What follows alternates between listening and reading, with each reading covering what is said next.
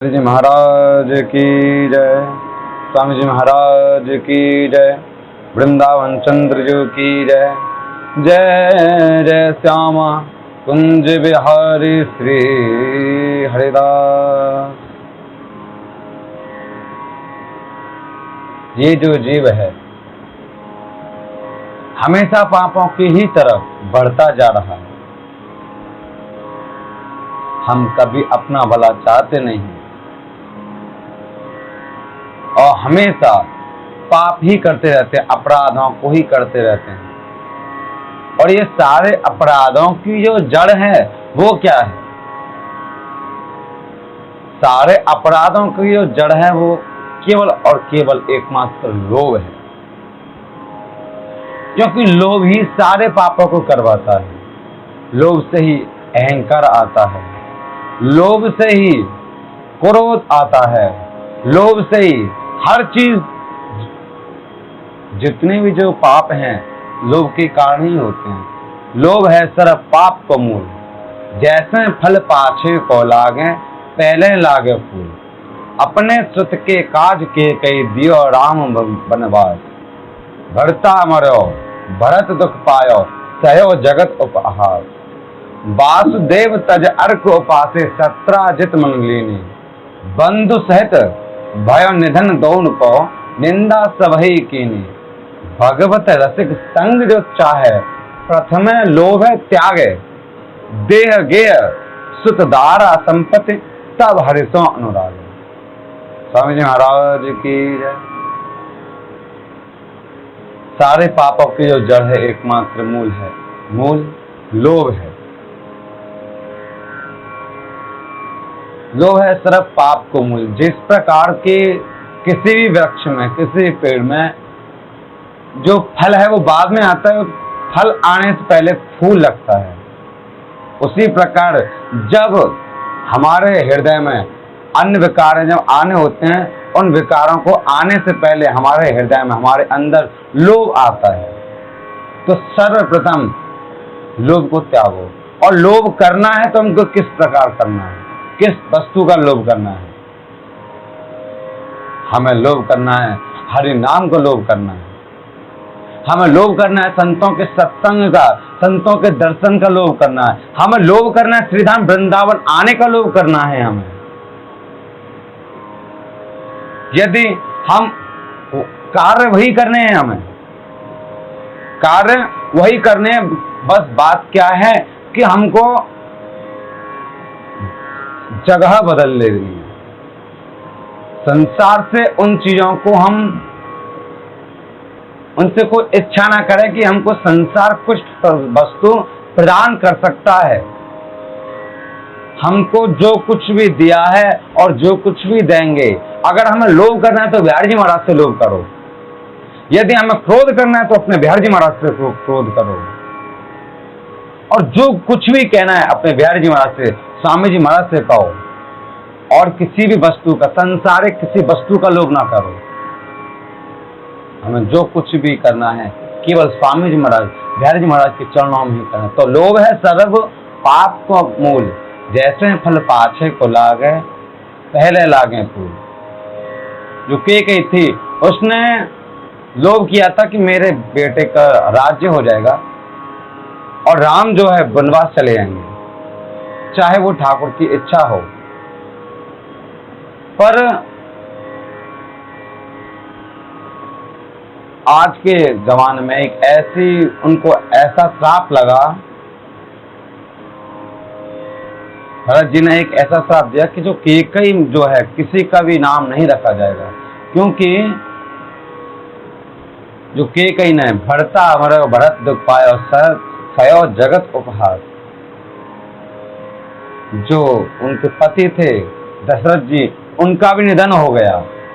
और साथ में भरत ने भी पूरे 14 वर्ष तक, जिस प्रकार राम जी ने और लक्ष्मण जी ने वो वनवास भोगा, उसी प्रकार श्री भरत जी ने भी 14 वर्ष का वनवास राज्य में रहते हुए भी भोगा। तो उससे कैकेयी को कोई फायदा नहीं हुआ। तो इसीलिए कहते हैं कि हमें कभी भी किसी भी प्रकार का लोभ नहीं करना चाहिए। यदि हम उपासना भी करते हैं, अगर हम किसी सकामता से करते हैं, तो ठाकुर उस सकामता को पूरी तो कर देते हैं, लेकिन उससे हमें कुछ फायदा नहीं होता है। यदि हमें चाहिए, क्योंकि एक तो होता है कि धन और एक होता है धनी। ये प्रश्न जो है राजा बलि ने भगवान बावन से किया था। जब ठाकुर ने सारे के सारी पृथ्वी को नाप लिया, तीनों लोगों को केवल 2 पगों में नाप लिया था, तब कहा था ठाकुर ने कि अब बताओ, मैंने 2 पग में पूरा ब्रह्मांड नाप लिया, अब 1 पग बचा है, मैं कहां पे रखूं? तुम अगर ये जो है, अगर तुम वचन से अलग होते हो तो तुम्हारा धर्म नष्ट होता है। अब बताओ कैसे करके और तुम करोगे? इस पर उन्होंने कहा, राजा बलि ने, कि ठाकुर एक बात बताओ, धन बड़ा होता है कि धनी? भगवान ने बताया कि भाई बड़ा तो धनी ही होता है, क्योंकि धन जो है उस धनी ने ही कमाया है। यदि धन खर्च भी हो गया तो धनी दोबारा से कमा लेगा। तो ठाकुर, अभी आपने मेरा जो धन है वो नापा है, अब मैं धनी खड़ा हूं, मुझे भी नाप लीजिए। तो ऐसा करने से जो ठाकुर ने राजा बलि को नहीं बांधा, उल्टे भगवान ही राजा बलि के यहां बंध गए। तो बात क्या है, हम उनसे मांग और कुछ लेते हैं। हमारे आचार्य जन कहते हैं कि हम तुमको मांगना सिखाते हैं कि हमें मांगना क्या है। जीवन में मांगना सीख गए ना हम, कि हमें क्या चीज चाहिए, क्या चीज नहीं चाहिए, तो समझ लो कि हमारा जीवन सार्थक हो गया। पर हम क्या चाहते हैं, ठाकुर के पास भी जाते हैं तो ठाकुर से हम कहते हैं कि हे भगवान, हमारा परिवार सुखी रहना चाहिए, हम सुखी रहने चाहिए, और हमारा जो कारोबार जो चल रहा है वो अच्छा चलता रहना चाहिए, बस यही चाहिए हमें। लेकिन जब हम अपने ठाकुर के पास जाके जब ये कहेंगे कि ठाकुर, नरक स्वर्ग अपवर्ग आसनी त्रास है, जहां राखो तहां रहो, मान सुख रास है, देहु दया कर दान, न भूलों के लिखो, भगवत बलित तमाल बिलों को बिलको। श्री स्वामी भगवत ऋषिदेव जी महाराज कहते हैं कि मुझे ना तो नरक की निराशा है और ना स्वर्ग की आशा है। यदि आप मुझे नरक में डाल देते हैं तो मैं कोई परेशान नहीं होऊंगा, मुझे कोई भी गिलानी नहीं है। यदि स्वर्ग में डाल देते हैं तो मुझे उसकी कुछ इच्छा नहीं है। नर्क स्वर्ग अपवर्ग और भी जहां कहीं पे आपको डालना हो, मुझे भेजना हो भेज दो। मुझे ना तो किसी की आशा है, ना ही किसी वस्तु की निराशा है।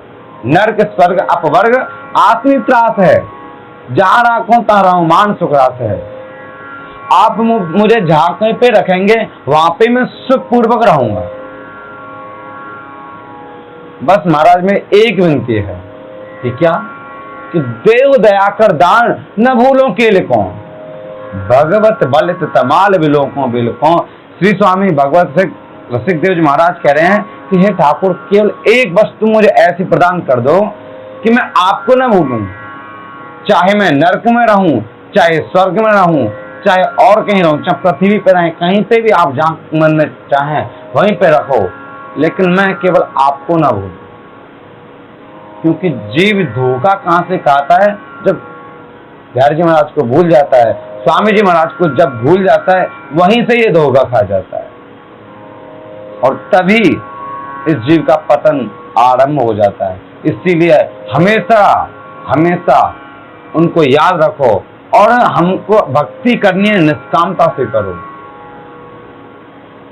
यद्यपि यदि हम सकामता से भी करते हैं तो भी ठीक है, लेकिन यदि हमें पूर्णतः प्राप्ति करनी है तो निष्काम भक्ति से हरि बहुत जल्द प्राप्त होते हैं। बोलो स्वामी जी महाराज की जय।